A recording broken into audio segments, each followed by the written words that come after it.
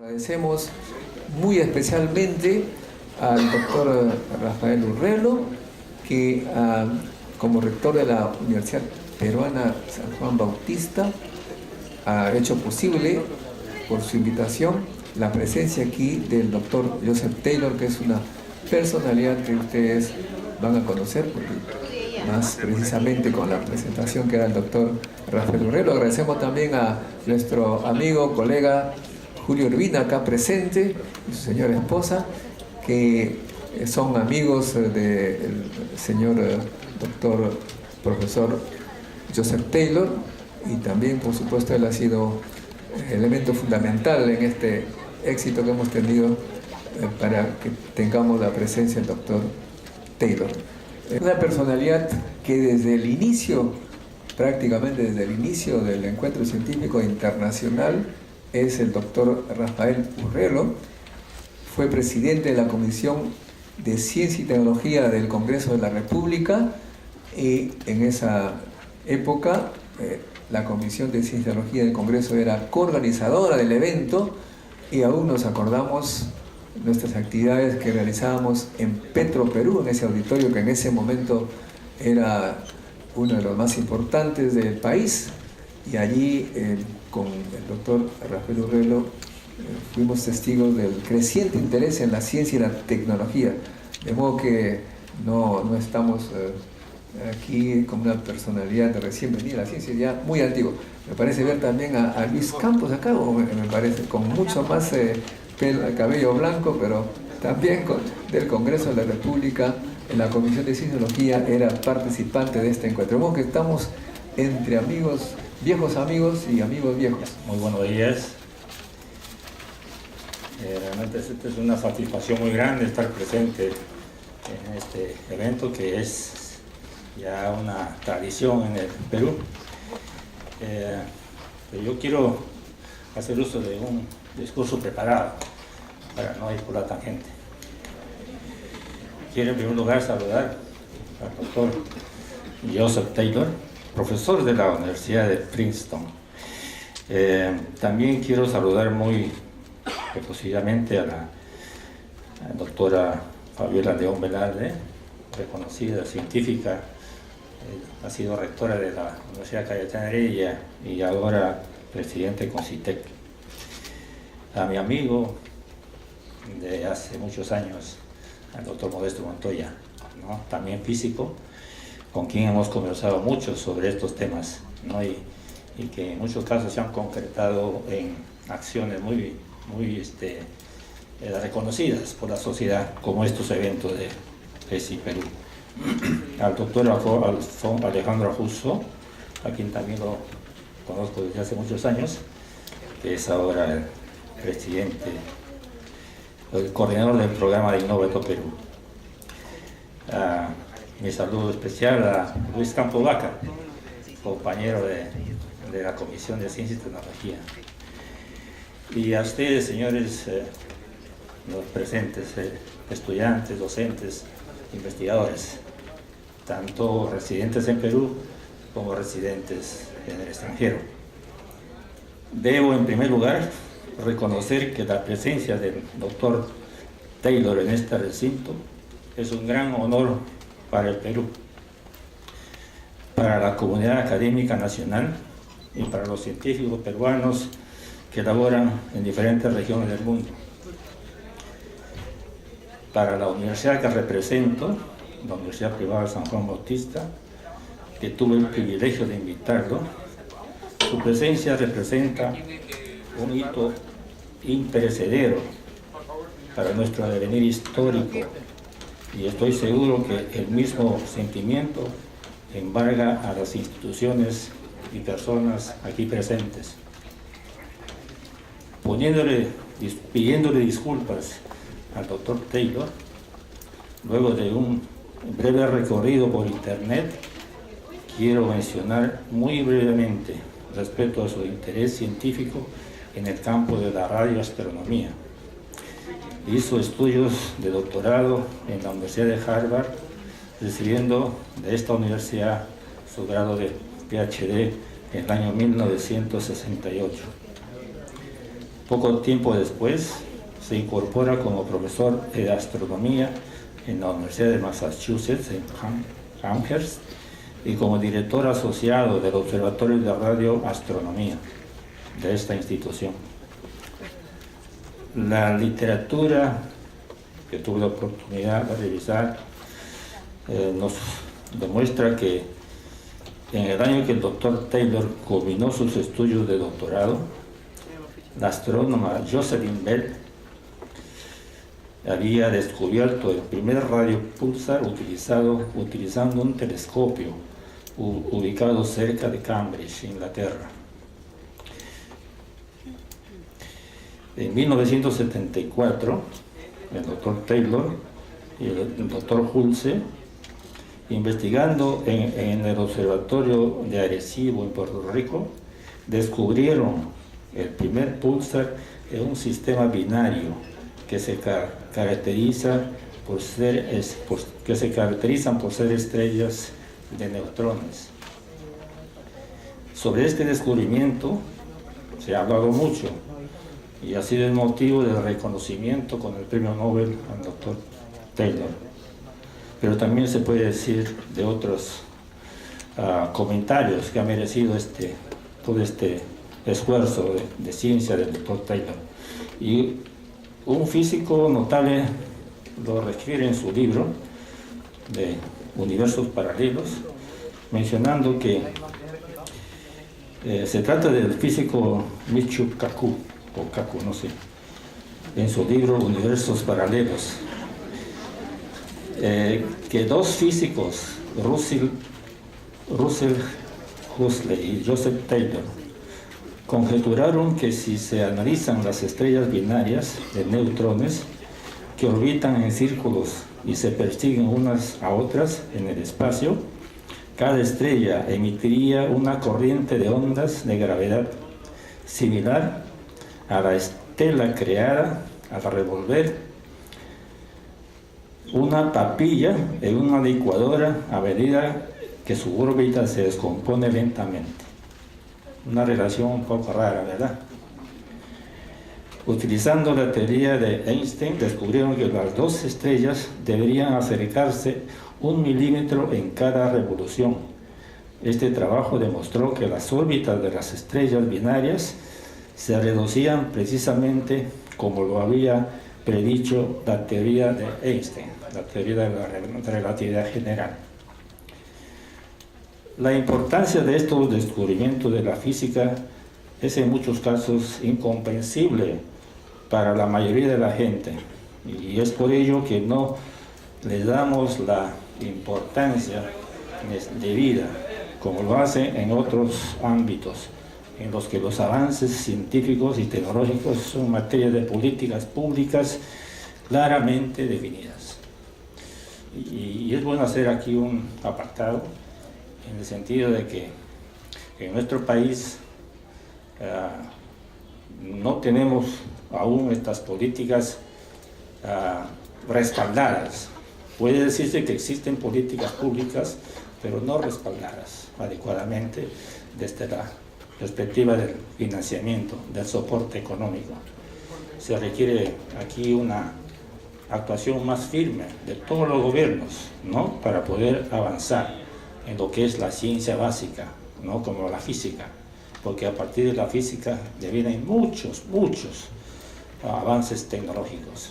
Y yo creo que cuando nosotros nos adentramos un poquito, yo no soy físico, pero me encanta leer, inclusive el doctor Taylor, uno se da cuenta de que en toda nuestra vida está la física metida y a veces no nos damos cuenta. Por estos motivos quiero reconocer que la presencia del doctor Taylor para nosotros es un honor, y quiero de verdad agradecerle, ¿no?, esta presencia y su gentil aceptación a nuestra invitación, por lo cual le doy la más cordial bienvenida. Profesor Joseph Taylor, queridos y distinguidos miembros de la mesa, realmente este día es muy especial, no solamente porque empieza un año nuevo que todos esperamos con gran entusiasmo y esperanza y fe en que tengamos el mejor de los años para nuestro país, sino porque realmente es una fiesta de la ciencia. Pocas oportunidades tiene el Perú para escuchar a un premio Nobel que ha obtenido esa distinción, porque sabemos lo competitivo que tiene que ser para la generación de conocimiento, que ha tenido un impacto importante para el conocimiento de la humanidad. También no sé si quedó suficientemente claro que el profesor Carufi ha aportado con su conocimiento también a que todo esto vaya siendo posible, de manera que realmente es un honor para nosotros poder tener la presencia del doctor Taylor y que nos va a iluminar con esta ciencia tan importante que es la física, que, como bien señaló Modesto, ha permitido tantos avances y el progreso de la humanidad.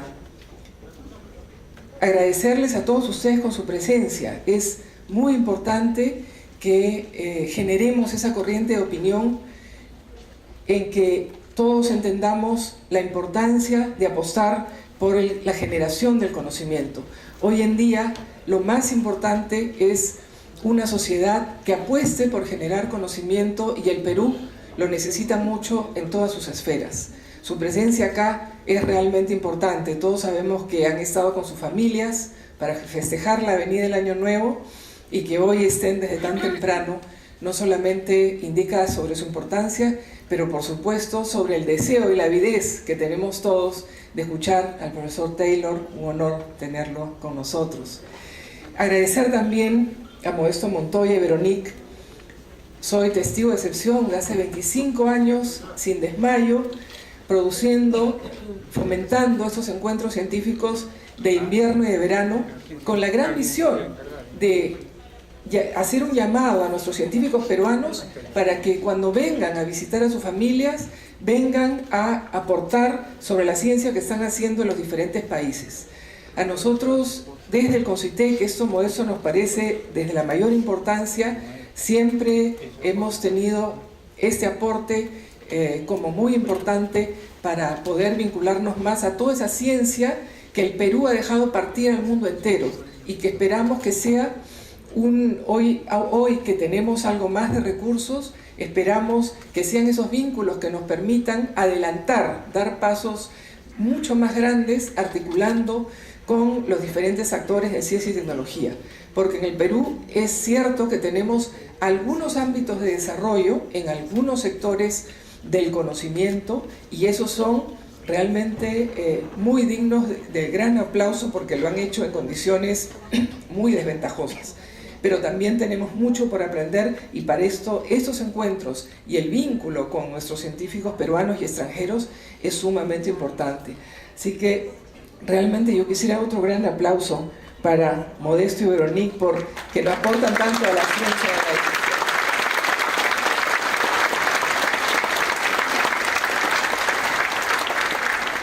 Y sin más, para que nos concentremos a lo que hemos venido a hacer aquí hoy, a escuchar de ciencia, ciencia de la buena, ciencia que nos ilumina, la generación del conocimiento que ilumina a lo que somos, seres humanos ávidos de conocimiento. Declaro inaugurado el ESI. Muchísimas gracias, doctor Taylor. El año pasado, 2017, ocurrió algo increíble. Hemos dicho que este evento cumple 25, CONCITEC 50, Innovate Perú 10. Logramos a través de nuestro amigo Julio Urbina y el doctor Rafael Urrelo la presencia del doctor Joseph Taylor. Cuando eso se concretó, el 17 de agosto de ese año recibí una llamada de unos colegas que trabajan en Australia, un texto en realidad, diciendo que ya descubrieron de dónde venían los rayos gamma de alta energía. Dije, caramba, qué extraño es eso.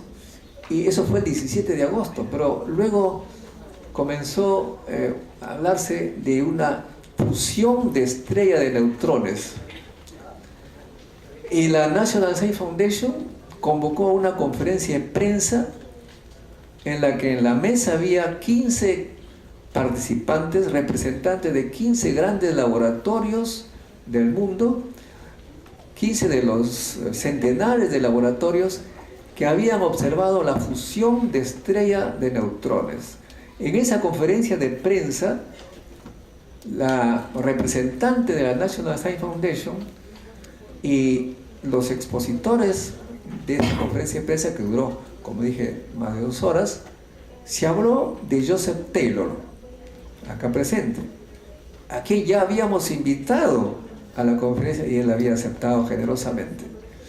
Y se dijo que el pionero de lo que ahora se llama la astrofísica multimensajero había sido Joseph Taylor y su alumno, que en el año 74, me parece, habían detectado 2 estrellas de neutrones, una estrella y un pulsar, una estrella de neutrones y un pulsar que giraban uno alrededor de otro. Entonces él es el pionero de una serie de experimentos de lo que ahora se llama la nueva astrofísica, que dio como lugar, pues, como dije, a este descubrimiento y también, por supuesto, a otro premio Nobel que se hizo por la detección de las ondas gravitacionales que fueron predichas por Einstein hace 100 años. Yo tengo realmente un gran placer de esas coincidencias, y en especial porque mi tesis de maestría en la UNI era precisamente sobre las ondas gravitacionales, ondas electromagnéticas, que había trabajado Einstein. En esa época estaba yo con una efervescencia intelectual al punto que me preocupaba de los temas esos tan cosmológicos, tan interesantes, que finalmente han dado lugar a una serie de cosas, como es la detección de esta fusión de estrellas de neutrones que ocurrió hace 130 millones de años, imagínense. De modo que estamos hoy presenciando algo increíble, algo excepcional. Buenos días, everyone, and feliz año. I'm very happy to be here with you in your wonderful country and this beautiful city of Lima. Julio Urbina has promised to work with me to make sure that people here can understand. And so I will pause after every few sentences and let him repeat my remarks in Spanish. So, dice el profesor que yo le voy a ayudar con traducir los conceptos más importantes. Disculpa que no pueda hablar español. Y bueno, empieza su charla. So most of the papers, the talks that you will hear at this conference have to do with innovations in science and engineering, things that are going on today and that will be going on in the near future. My talk this morning will be primarily historical in nature. I want to talk about the things that have happened over about 100 years after Professor Albert Einstein published his theory of general relativity. Up until a few years ago, my colleague over here and some others discovered gravitational radiation directly with instruments built here on Earth. So, muchas de las charlas que van a escuchar en estos días de la conferencia están relacionadas con ciencia, ingeniería, mucha innovación. La charla de él va a tratar sobre descubrimientos físicos que han tomado aproximadamente 100 años, o desde la creación de la teoría de la relatividad de Albert Einstein. So here is a brief overview of the topics that I want to cover. Relativity was published in 1915. The first experimental test of this theory, a theory of gravitation, was done just a few years later in 1919. Following that time, there was considerable discussion about whether a phenomenon known as gravitational waves, which appears to be required by relativity theory, whether that actual phenomenon could be observed. That was in some question, and it was discussed at considerable length during those few years. So, los temas que se van a presentar son la teoría de la relatividad, que aproximadamente entre 1905 y 1915 fue propuesta por Albert Einstein. También el concepto de las ondas gravitacionales, que demoró un buen tiempo, ¿no?, en discutirlas, pueden ver de 1920 a 1960 aproximadamente. Now, my own work comes into this discussion because of the discovery of an astrophysical phenomenon known as pulsars. They were discovered in 1968, and much work was done to try to establish how these special kind of stars, neutron stars, fit into the general scheme of stellar evolution, the evolution of other kinds of stars and material in the universe. It happened that one discovery made by a man who was then my student and I in 1974, a so-called binary pulsar, enabled us to make very precise tests of relativity theory. And that was a new test that enabled us to make sure that, at least as far as we could tell from that experiment, gravitational waves do in fact exist. And of course that gave rise to the ability to fund the very large experiment which resulted in the detection of gravitational waves directly. This instrument known as LIGO and its sister instrument Virgo in Europe were built starting in the late 1980s. So, lo que van a escuchar en esta charla es el trabajo que inició él sobre el estudio de los pulsares aproximadamente en 1968 hasta 1974, que permitió probar o verificar los conceptos de teoría de la relatividad de Albert Einstein y también, ¿no?, la detección de las ondas gravitacionales, y que ese trabajo ha permitido, ¿no?, detectar las ondas gravitacionales el año pasado, ¿no?, hace un año, ¿no?, que se descubrieron con el experimento LIGO. Some of you may remember that there was a news release made just about 2 years ago now, in February of 2016, announcing that gravitational radiation, gravitational waves had been discovered, had been detected directly 100 years after Einstein's theory predicted them. For example, the newspaper headlines in English read something like, LIGO, the name of the instrument, opens a new window on the universe. With observation of gravitational waves and so forth. These were in newspapers all over the world at that time. Lo que se vio mucho en las noticias el 2016, fueron titulares como lo que presentan acá, ¿no? La detección de las ondas gravitacionales observadas a 100 años después de la predicción de Albert Einstein. LIGO, que es el tema que les mencioné, abre una nueva ventana al estudio del universo con la observación de estas ondas gravitacionales debido al choque de agujeros negros.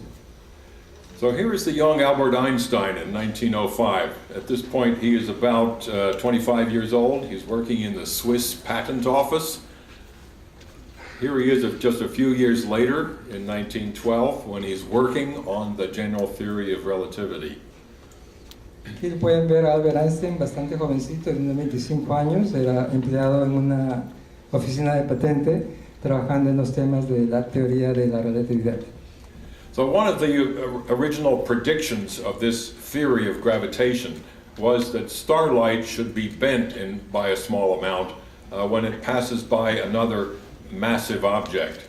For example, when the light of a star passes by the sun, it will appear to be deflected by a small angle, and the star will appear to be at a slightly different place in the sky. Now, of course, when the sun is out, you can't see stars. But during an eclipse of the sun, when the moon passes in front of the sun is, of course, blotted out, and you can see the stars behind. So there was a specific prediction that one should be able to observe small displacements of the positions of stars in the sky during a solar eclipse. Uno de los temas que predice la teoría de la relatividad es la curvatura o la doblez de la luz cuando atraviesa un objeto masivo. Obviamente que esto es difícil de observar porque cuando está el sol no se pueden ver las estrellas, pero se puede estudiar o se puede observar este fenómeno cuando hay un eclipse, ¿no? Cuando la luna está enfrente del sol. So here is in fact the picture taken by the English eclipse expedition in 1919 attempting to observe this phenomenon. This is a picture of the sky during the solar eclipse. It is a negative picture, so that things here which look bright are actually dark, things that are dark are actually bright. So, acá pueden ver una figura del eclipse solar de 1919 por Eddington. La imagen es opuesta a lo que ustedes observan, lo que es blanco debe ser negro y lo que es negro es blanco. And here is some little marks to indicate the positions of stars which have been deflected by very small amounts during the passage of the sun along the path. And according to the prediction of relativity, the stars were in fact observed to be deflected by the same small amounts as predicted by the theory. Acá pueden ver los círculos rojos que son posiciones de estrellas y que han sido, la luz ha sido doblada, ¿no? Debido a la masa del Sol. Y que obviamente esto fue una predicción de la teoría de la relatividad. As it happens, it was not a very precise experiment, but it did show that the bending of light predicted by Einstein in fact does occur, and it made Einstein famous overnight. Newspaper headlines, again, all over the world, some of them said strange things like the lights are all askew in the heavens, and you know. But in any case, it was clear that Einstein had a major triumph, and not very many years later, he was honored by the Nobel Prize in 1921. In fact, the prize was awarded for another paper of Einstein's that had nothing to do with relativity, but everybody knows that part of the major reason for his fame was owing to a number of different major scientific contributions that he made in those early years. El experimento en sí no fue, digamos, muy completo, muy preciso, pero los titulares de los periódicos en aquella época indicaban, ¿no? Que las observaciones de ese eclipse probaban, ¿no? Lo que Albert Einstein había dicho con su teoría, y esto permite que él se vuelva famoso de un día para otro. Titulares de 1919 que los mostró hace un momento. En resumen, Albert Einstein se vuelve famoso de un día al otro. Y pocos años después consigue el premio Nobel, pero este premio Nobel que le dan a Albert Einstein no es por la teoría de la relatividad, sino por otro fenómeno que no está relacionado. Pero Albert Einstein a través de los años ha hecho muchas contribuciones importantes en el mundo científico, ¿no? Y acá está el premio Nobel Física 1921 para Albert Einstein. And as it happens, this precise description of gravitation has been so important that it has, in later years, led to 2 additional Nobel Prizes, which you will hear about as we proceed during these next few minutes. So the equations of Einstein's theory, general relativity, have wave-like solutions. Gravitation propagates from one place to another, in part by means of waves when masses are accelerated rapidly. And many questions arise very naturally to a physicist discussing this phenomenon. Are these wave solutions physically meaningful? Is there something that we could calculate that would tell us the speed of these waves, the energy that they carry? Could these waves possibly be detected? All of those things were clearly of interest, although the answers to those questions were not known at the time.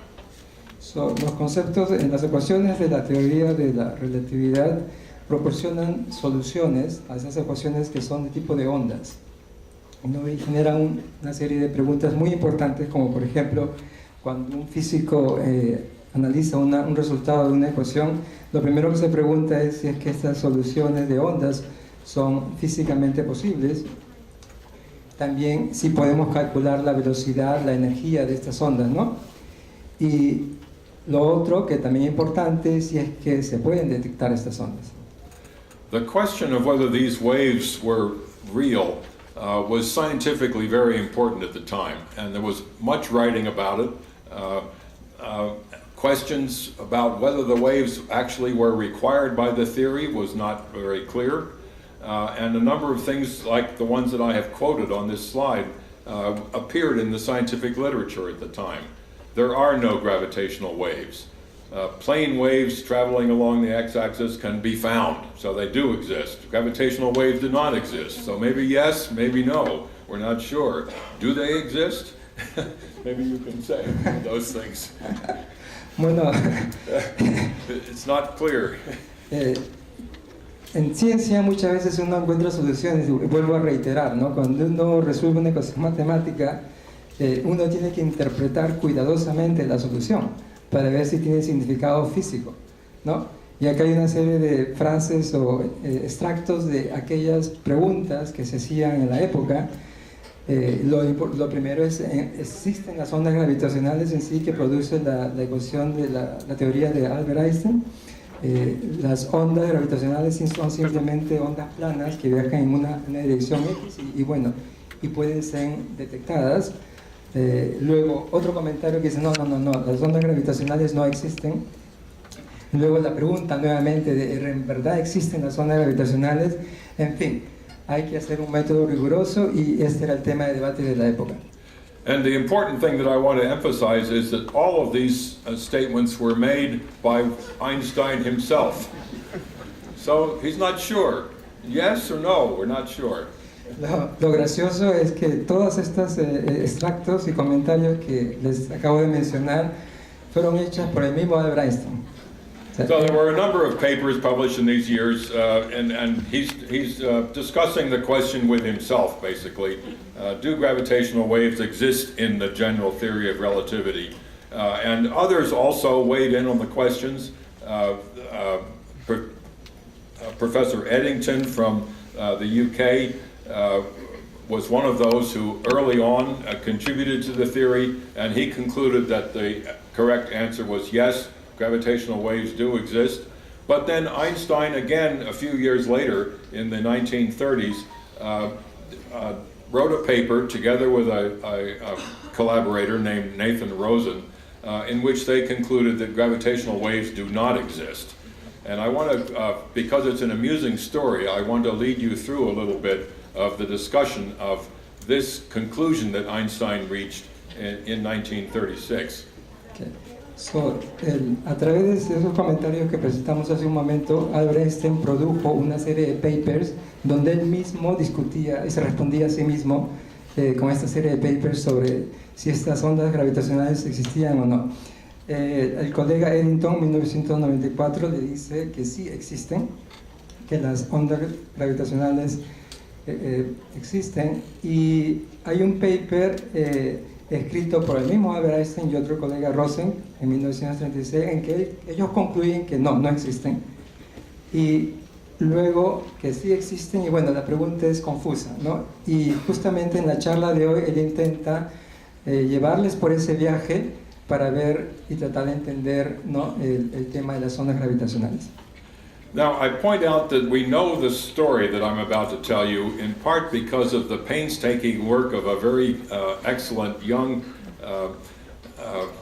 historian of science named Daniel Kennefick, who has written a book that if you enjoy reading this sort of thing in English, it's called Traveling at the Speed of Thought. He's basically examining the history of understanding of gravitational radiation. So, Einstein, it turns out, we know many of his letters are still in existence. We have copies of them. He wrote a letter in 1936 to his friend Max Born, another German physicist. They had both escaped from Nazi Germany during the 1930s. Born was in the United Kingdom. Einstein, by this time, was in Princeton, New Jersey, in my hometown. And Einstein writes to his friend Born, together with a young collaborator, that's Mr. Rosen, I have arrived at the interesting result that gravitational waves do not exist, though they had been assumed a certainty to the first approximation. Hay un trabajo en un libro por el profesor de la Universidad de Arkansas, Daniel Kennefick, escrito un libro que se llama Viajando a la velocidad del pensamiento, que documenta esta historia de las ondas gravitacionales. El mismo Albert Einstein escribe una carta a su colega Max Born, ambos escaparon de la Alemania nazi en 1936, en el que le dice, ¿no? Junto a un joven colaborador llegué al resultado interesante de que las ondas gravitacionales no existen, aunque se asumieron con certeza como una primera aproximación. So Einstein and his collaborator Rosen submit the paper to the American Physics Journal, known as the Physical Review. The Physical Review today is the most prestigious journal in all of physics, probably. At the time, it was a fairly young publication, and its editor was trying to make it into an important worldwide review of physics progress in science. Anyway, they send their paper to the Physical Review, and it is taken into consideration by the editor of the journal, whose name is John Tate. His policy was to send papers to another physicist to be reviewed and to consider whether the paper is correct. This was a policy that is now used in almost all scientific literature, but at the time, in the 1930s, was not widely used in Europe. En 1936, Albert Einstein y su colega Rosen envía un artículo, ¿no?, científico a la revista Physical Review, que hoy en día es la más prestigiosa en física, sobre el tema de las ondas gravitacionales. El editor era John Tate, y lo que él hace es enviar el artículo a un referí para que revise. No, es una práctica que hoy en día se hace para publicar manuscritos científicos, pero en la época no era una práctica, digamos, muy común. So Tate writes a short letter to the person who is going to do the reviewing, and says, "I would be glad to have your reaction." And the review sends back his review to Tate, and I want to read for you just a few comments that were made by the referee. He says, "Well, I have studied the paper carefully, and I don't believe that Einstein and Rosen have established their case. It would be very important if they have, but I think they have made some mistakes," and he points out what some of the mistakes are, and he conveys this information back to the editor, Mr. Tate. So Tate at this, well, I'll let you Sure.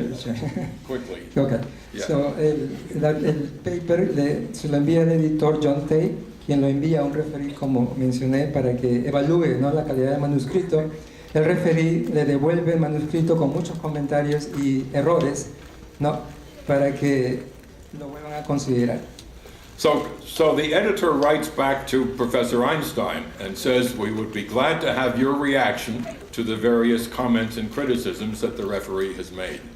El editor John Tate le escribe a Albert Einstein en la época y le dice: "Me daría muchísimo gusto saber su reacción a los diversos comentarios y críticas que el referee ha indicado." Einstein is not accustomed to having people criticize his work. And so he writes a letter back immediately to the editor, and here it is in handwriting. It's written in German. I do not read German very well, and I'm sure you can't read it from here.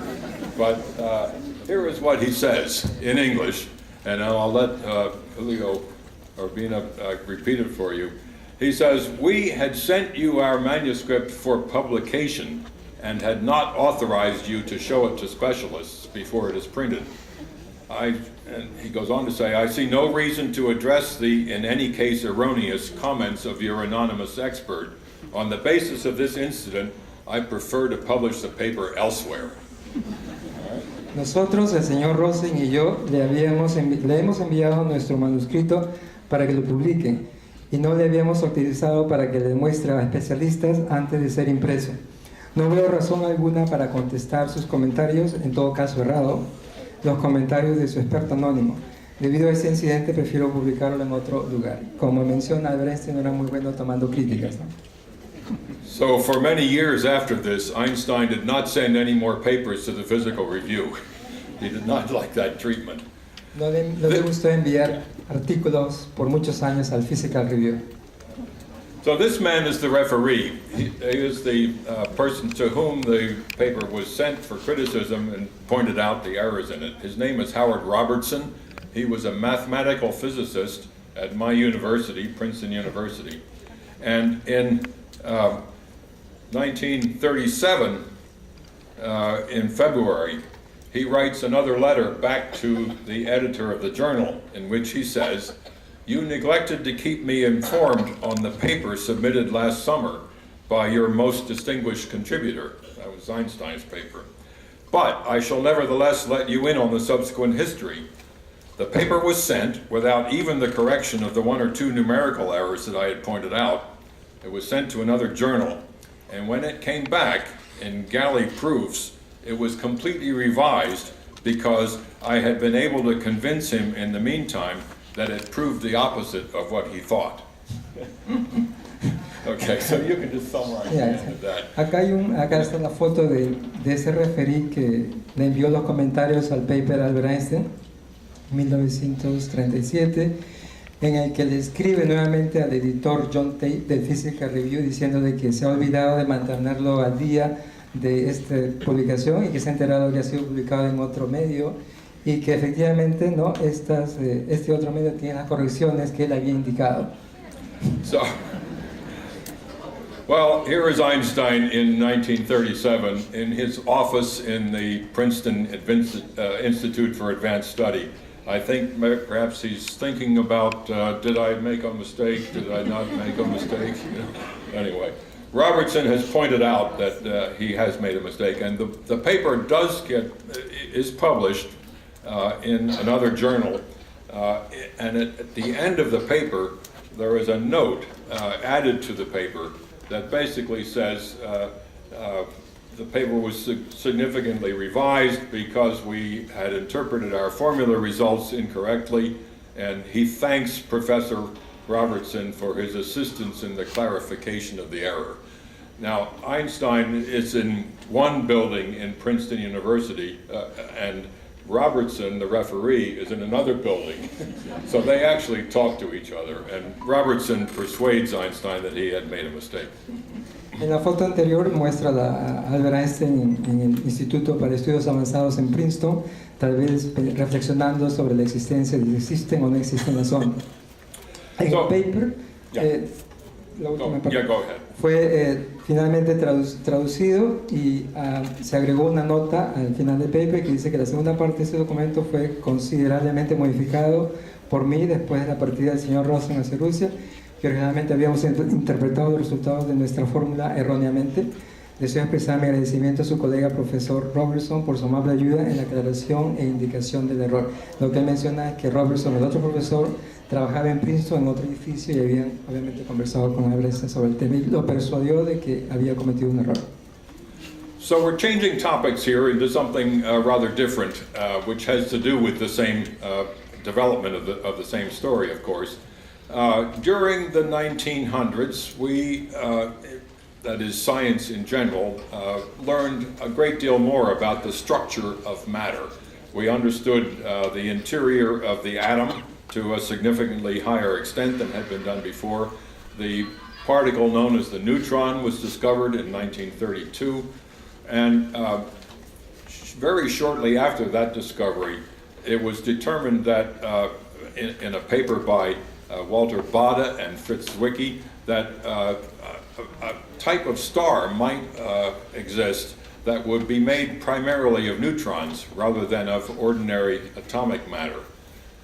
That was basically a prediction at that time, but they thought it might have to do with the phenomenon known as a supernova explosion, in which a star explodes and leaves behind a neutron star. That prediction was made in 1934. So, otro tema, un tema distinto que estamos hablando ahora es las estrellas de neutrón. En 1932 se hizo el descubrimiento del neutrón y se empezó a observar tal vez con datos, ¿no?, la presencia o transición de las supernovas que básicamente es la transición de una nueva estrella a una estrella de neutrón. There was further progress made at about that time in the late 1930s, but as you know, at this time the world was very unstable, and particularly in Europe, things were looking as though war was on the horizon, and pretty soon all of this kind of science had to stop. And of course we went through a terrible period of warfare. And so the story does not pick up again until significantly after the war, into the late 1950s, when things are becoming more normal again. And at that time came the discovery of this phenomenon known as pulsars. So, sí, hubo cierto progreso al finales de los años 30, pero no mucho, debido a la Segunda Guerra Mundial. Pasaron muchos años y el tema recién se retoma en los 60, y esto llega, ¿no?, al tema de los pulsares. So the first pulsar was discovered in the end of 1967. It happened that was just at the time that I was finishing my own PhD studies. I had finished writing my thesis and turned it in. I defended my thesis. I was looking for something new to work on, and I thought, this sounds like an interesting project. I will go and do some observations of these objects that came to be called pulsars. So, en 1967 el tema de los pulsares se descubrió. En la época él era estudiante, el tema que le interesó, había defendido su tesis y bueno, estaba buscando, ¿no?, qué otro tema podría ser interesante para investigar. So here is an astronomical photograph of a supernova remnant. It is the gas left over after a star has exploded. And near the center, there's one object, a star, which is a pulsar.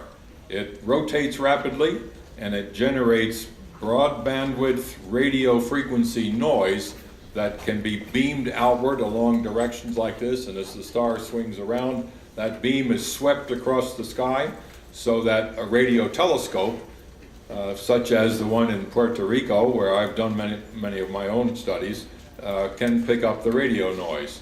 These objects are very precise clocks, if you like, because they keep time owing to the rotation of the star.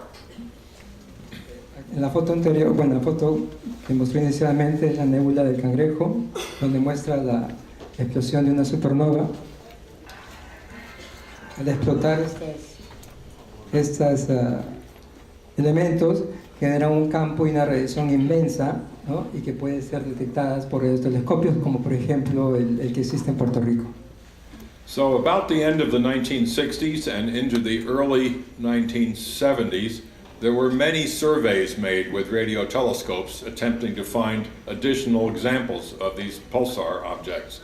And one of these surveys was the one that I began with my student, Russell Hulse, starting in about at the end of 1972, where we used the large radio telescope near the city of Arecibo in Puerto Rico. Un poquito de la historia de los pulsares, ¿no? A finales de 1960, principios del 70, se empieza a hacer una búsqueda, ¿no?, de si es que existen más pulsares de esta naturaleza. Su trabajo de él en 1972 a 73, que los inicia con su estudiante John Hulse. So one additional photograph of the telescope here with the material that's up in the air that allows the machine to be steered to different directions in the sky. And here is the student, Russell Hulse, operating the computer. At that time, this was called a mini computer. It's actually very big. This was, of course, in the early days of computing technology. But we had a method in which we could use this mini computer to analyze the information coming into the radio telescope and help us to discover new examples of these objects known as pulsars. Las tres fotos que mostró anteriormente, las dos primeras son las fotos del Radio Observatorio de Arecibo. Una indicación, el Radio Observatorio de Arecibo hace investigación en forma activa y también hace investigación en forma pasiva, en el que la antena escucha, ¿no? So within 2 years, we had found a large number of pulsars. We found 40 new ones. But most importantly was one of these objects, which was a binary pulsar, that is, a pulsar in an orbit around another star. So two stars going around each other with high velocities, and this causes the pulses to be Doppler shifted, so that sometimes they're a little bit closer together, sometimes a little farther apart. We can measure from the Doppler shifts the velocities of the pulsar in the orbit, and here is the shape of the so-called velocity curve of this particular binary pulsar. Sometimes it's moving away from us, sometimes it's moving very rapidly toward us. Un poquito de historia, en 1974, la anterior diapositiva, se detectan aproximadamente 40 pulsares nuevos. Lo más importante de esta secuencia es los pulsares binarios, que son dos ondas que circulan y generan una órbita entre las dos, y el movimiento de estas estrellas se pueden detectar por el efecto Doppler, ¿no? En la figura se ve el acercamiento o el alejamiento, ¿no? de la posición de estas estrellas con respecto a nosotros, por el efecto Doppler. Now, we recognize that this was a unique object. Nothing like it had ever been found before. And it was likely that we could use the Doppler shift measurements to make very precise, detailed examinations of the gravitational interaction between the two stars. In effect, we could test relativity theory in ways that it had never been tested before. And in particular, we should expect that gravitational waves should be generated by this binary pulsar system. That should cause the energy of the orbit to be gradually carried away in the form of these waves, and the size of the orbit should gradually get smaller. The two stars should come closer together. Una observación sumamente importante de este efecto Doppler es que se pudo utilizar, se dieron cuenta de que esas mediciones podían ser utilizados para hacer precisiones muy buenas y que verificarían la teoría de la relatividad, ¿no? Y otro aspecto importante es que se podía estudiar la generación de ondas gravitacionales, ¿no? Now, you'll remember that the details of exactly what the theory predicts were not yet very well determined. There was, in particular, a controversy that had come to be called the quadrupole formula controversy, whether it does or does not correctly exemplify what the general relativity theory predicts in the rate of change of the size of the orbit. There are a number of contributions that have been made to this over the years, but at the time we were doing these measurements in the middle 1970s, the story was not yet agreed upon by all physicists. So, había una controversia en la época, a mediados de los 70, un concepto llamado la fórmula del cuadrupolo. No se entendía muy bien y había mucho más que explorar. So let me show you briefly some of the measurements that we are making during this experiment. The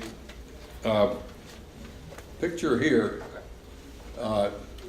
time is on this axis and the year is on the axis down below.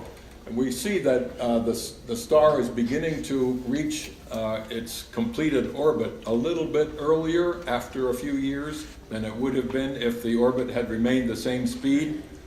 This is the decay of the orbit that the theory predicts.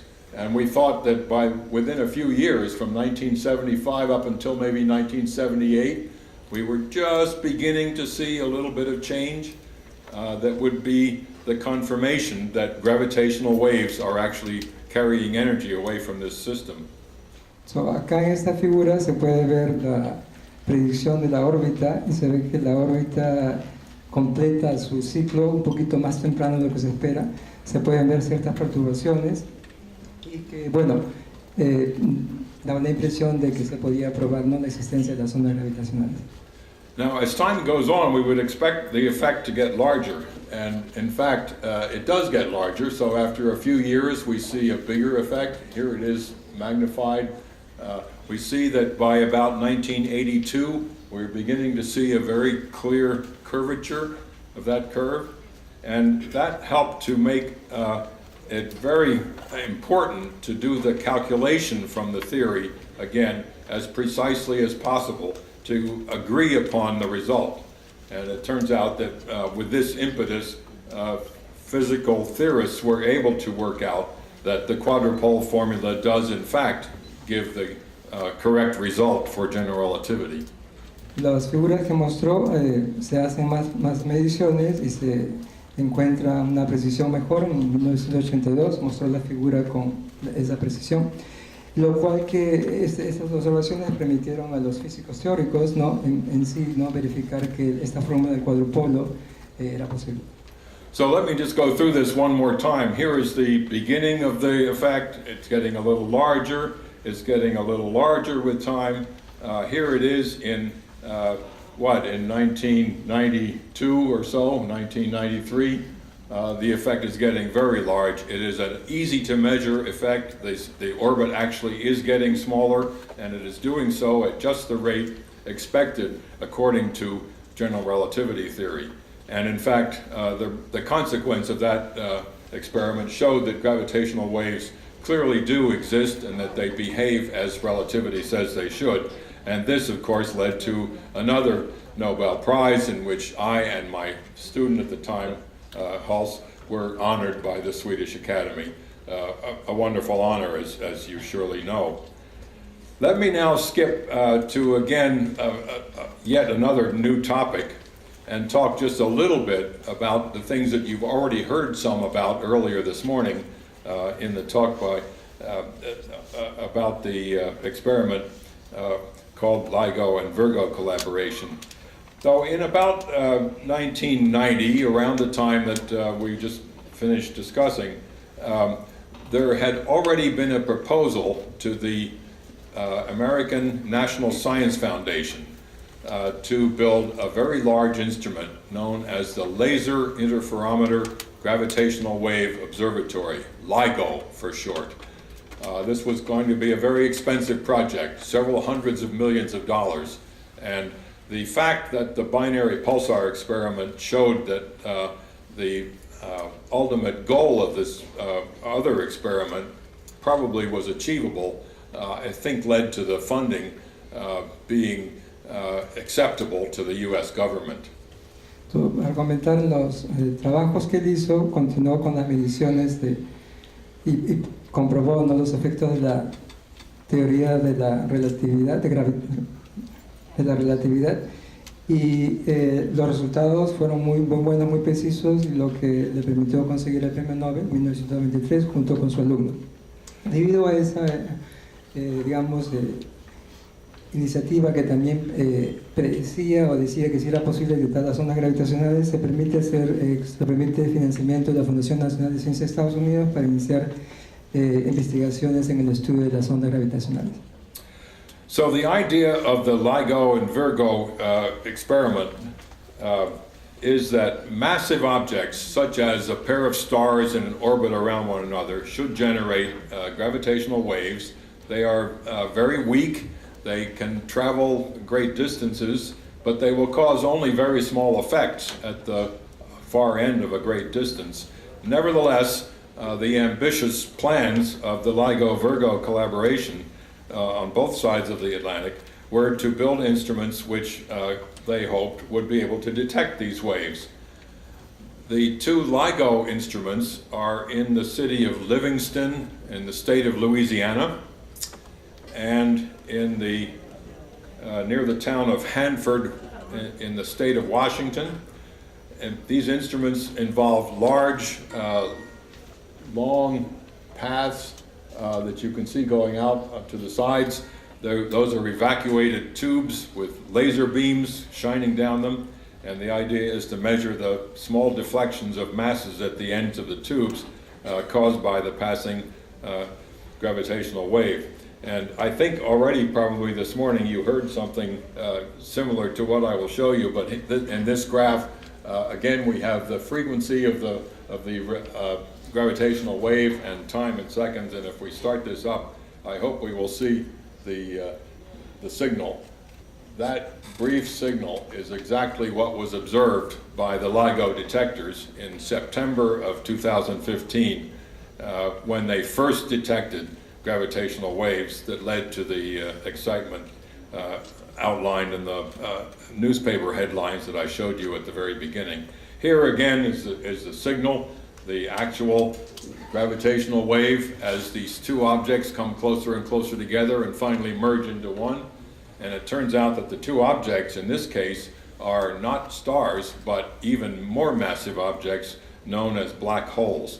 And we know now from the analysis of the shapes of those waves that the two massive black holes started out with masses something like 36 times the mass of the sun, 29 times the mass of the sun, leaving together an object of 62. You might see that that's not the same as the sum. 3 solar masses of material has disappeared and been carried away as energy in the form of the gravitational waves. This whole system was some 1.3 billion light years away from Earth. So we're observing something on the far side of the universe. La predicción de la detección de la sonda de gravedad básicamente era ver si es que el choque masivo, ¿no?, de dos cuerpos podrían generar perturbaciones a la gravedad, pero estas perturbaciones eran pequeñitas, ¿no?, bien chiquitas. Mostró las figuras de los detectores LIGO, Virgo en dos ciudades en Estados Unidos, y también mostró las detecciones de estas ondas gravitacionales, ¿no?, en las figuras que mostró. Lo importante es que no eran básicamente estrellas, sino eran agujeros negros con masas, una de ellas con una masa de 36 veces la masa del Sol, la otra con 29 veces la masa del Sol, y la masa final que se detectó debe ser 62 masa del Sol, pero si ustedes hacen la matemática ve que hay una falta de masa, una diferencia de masa de 3 masas del Sol. No, la distancia a la que se estima estas colisiones es aproximadamente 1.3 billones años luz. Indica que está, ¿no?, al borde del universo. Now this LIGO experiment took a total time of nearly 50 years. The first ideas for building what became LIGO were obtained in the early 1970s, even the late 1960s. The ideas were being discussed. And here are a couple of the principles. This is Professor Weiss, then a young man at MIT, just beginning his professional career. This man is Kip Thorne at the California Institute of Technology. He had finished his degree at my university, Princeton, and is now studying and teaching at Caltech. This again is in the early 1970s. This man's name is Ronald Drever. He was a Scottish physicist who was talked into working together with the Caltech group and made major contributions to the LIGO project. And here are two of the men, Thorne and Weiss, about 45 years later, at the time that the experiment finally succeeded in making the detection. And a third man, whose name is Barry Barish, another professor at the California Institute of Technology. Barish took a major role in transforming what originally was a small laboratory experiment into a worldwide collaboration, including the Virgo team, and had a major part in making the overall experiment a success. And of course, as you know, if you paid attention to this kind of scientific news, just a little over a month ago, this team of 3 people was again honored with a Nobel Prize in December of 2017. Sadly, Professor Drever had died already, but it was nice that the other 3 were honored in this way. Well, that is the story that I wanted to bring you this morning. An interesting thing that I know there are students in the room. It will be perhaps encouraging to all of you to know that very famous physicists also make mistakes.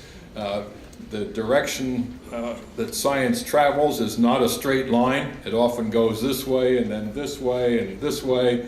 eventually progress is made. And even Einstein made serious mistakes along the way, but overall, over this whole century, a major experiment concluded the result of confirming predictions of his theory made in 1915. En la figura anterior mostró los personajes que han contribuido a la detección de las ondas gravitacionales. Esto ha tomado aproximadamente 45 años. No recuerdo todos los nombres, así que vamos a revisar la diapositiva más tarde. 3 personas, bueno, 2 están vivas, recibieron el premio Nobel a finales del 2017. Y un consejo que quiere dar a todos, dice que ve muchas personas jóvenes, muchos estudiantes. La moraleja de la historia es que en física se hacen errores, a veces la física o la teoría no va en una línea recta, puede ir directo o doblar 90 grados. Y recordar que científicos famosos, incluyendo Albert Einstein, también hacen errores. So I think this is a good place for us to stop, and thank you very much for your attention this morning.